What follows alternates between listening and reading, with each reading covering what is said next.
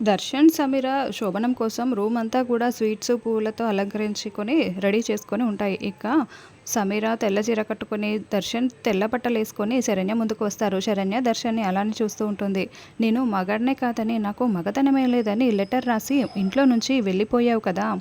ఇప్పుడు నేను సమీరాతో first night ఏర్పాటు చేసుకున్నాను. నేను మగాడినో కాదో రేపు ఉదయం సమీర నీకు చెప్తుంది" అని దర్శన్ శరణ్యకు చెప్తూ ఉంటే, "ఇంత దారుణంగా ఎలా మాట్లాడగలుగుతున్నారండి" అని శరణ్య అడుగుతూ ఉంటుంది. "ఈ విషయం అత్తయ్య గారికి తెలిస్తే" అని శరణ్య దర్శన్‌ని అంటూ ఉంటే, "ఓ, విషయం అమ్మకు చెప్పేస్తావా" అని దర్శన్ అడుగుతూ ఉంటాడు. "నీకు అంత సీన్ లేదని నాకు తెలుసు శరణ్య" అని దర్శన్ చెప్తూ ఉంటే, "నాకు అంత సీన్ లేదా? సీన్ ఉంటే ఎలా ఉంటుందో చూపించమంటారా" అని శరణ్య దర్శన్ని అంటూ ఉంటుంది. "ఏం చేస్తావు" అని దర్శన్ అడుగుతూ ఉంటే, శరణ్య ఫోన్ తీసుకొని, "ఇప్పుడే అత్తయ్య గారికి ఫోన్ చేసి ఇక్కడ జరుగుతుందంతా చెప్పేస్తాను" అని శరణ్య ఫోన్ తీసుకుంటే, "వద్దు" అని దర్శన్ చెప్తూ ఉంటాడు. ఇక ఆనంద దర్శన్ ఫోన్‌కి ఫోన్ చేస్తూ ఉంటుంది. "అత్తయ్య గారు ఫోన్ చేస్తున్నారు కదా, లిఫ్ట్ చేయండి" అని శరణ్య దర్శన్‌కి చెప్తూ ఉంటుంది. దర్శన్ ఫోన్ లిఫ్ట్ చేస్తూ ఉంటాడు. "నాన్న దర్శన్, శరణ్య ఎక్కడా" అని ఆనంద అడుగుతూ ఉంటుంది.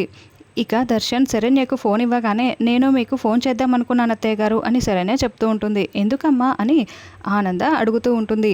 "మీతో ఒక ముఖ్యమైన విషయం చెప్పాలి" అని శరణ్య చెప్తూ ఉంటే, "ఏంటది" అని ఆనంద అడుగుతూ ఉంటుంది. శరణ్య ఆనందకి ఏదో చెప్తూ ఉంటుంది. అసలు శరణ్య ఏం చెప్పింది తెలుసుకోవాలంటే నా ఛానల్ని సబ్స్క్రైబ్ చేయండి.